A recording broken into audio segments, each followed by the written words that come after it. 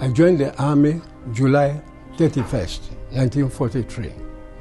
I went through my mechanical training, the course. After my training, I was posted to 3rd Advanced Base Workshops, Takoradi, the western region of Ghana.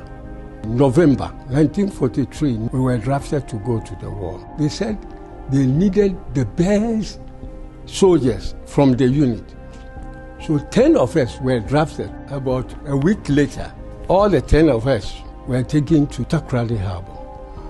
We saw a very huge ship, HMS Sakashia, with 2,500 troops on board. We were going to India attached to the 3rd Gokus Regiment, 3rd Infantry Battalion. All the troops were trained in India.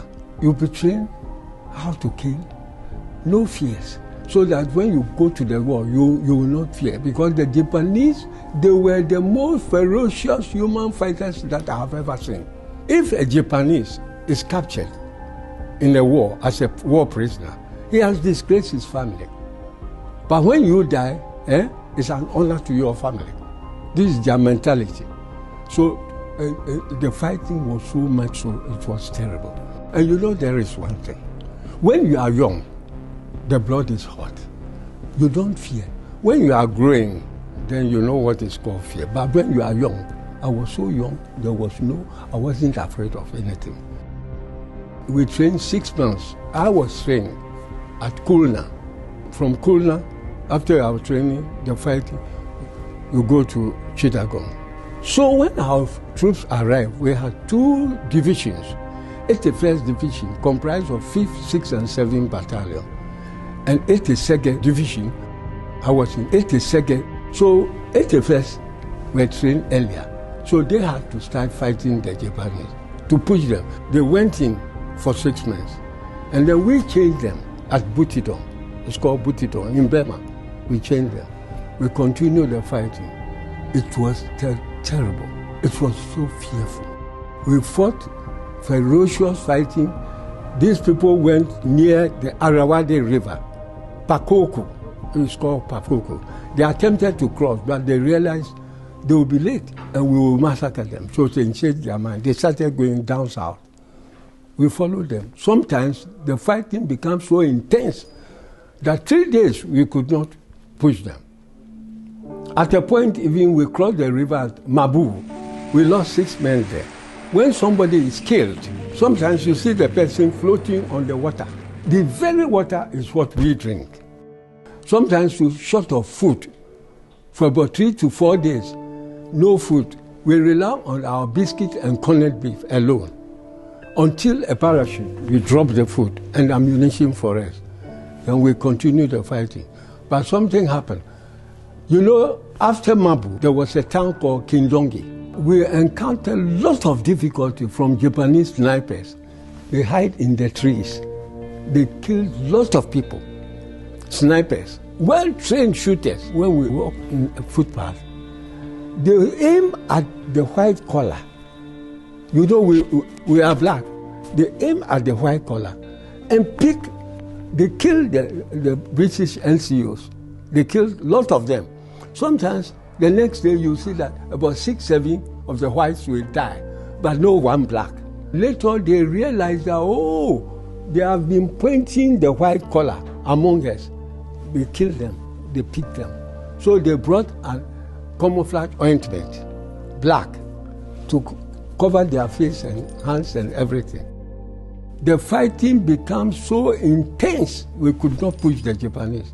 So we had to solicit a help from 2nd Light Battery, our artillery. We gave them their positions, bombard the positions heavily. The whole ground will be shaking.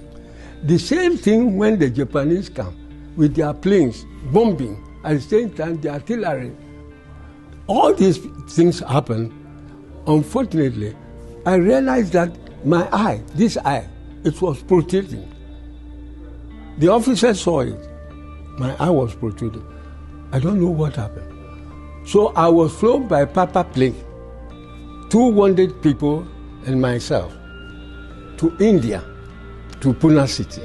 And from Pune City, 10 miles away, there was a very huge hospital. 1944, around that time, it was having 6 operation theaters. The hospital for Africans, Europeans, Indians, all. My specialist, Lieutenant Crockett, the eye specialist, and he told me, I was boarded category C, he told me that my sickness is contaminated blood. Somebody was wounded, maybe I touched the person, and the blood, went into my hand. And there was no handkerchief, we were fighting. And my hand touched my face, maybe.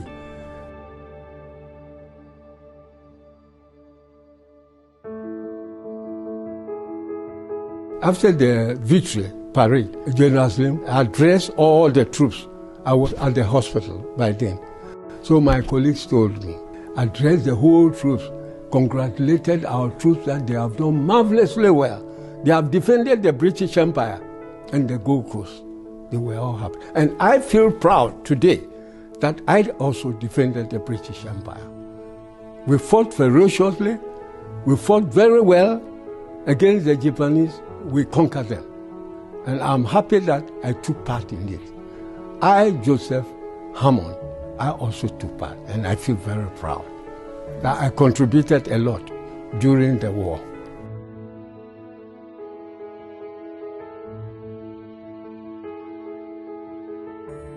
Two of them died there, but about 8 of them, I know, we were friends.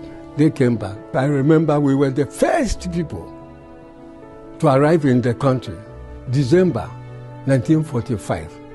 And we were the first people to bring the green battle dress. The green battle dress was given to us in Burma to camouflage ourselves. The Gold Coast troops, they wear khaki uniform, but they gave us green battle dress, the leaves and the jungle. I'm black. So when I wear the green battle dress and I am here, you won't see me, you will pass. You see, that was right. So we were the first to introduce the green battle dress into Ghana. So all the army colleagues you see today wearing green battle, we brought it first.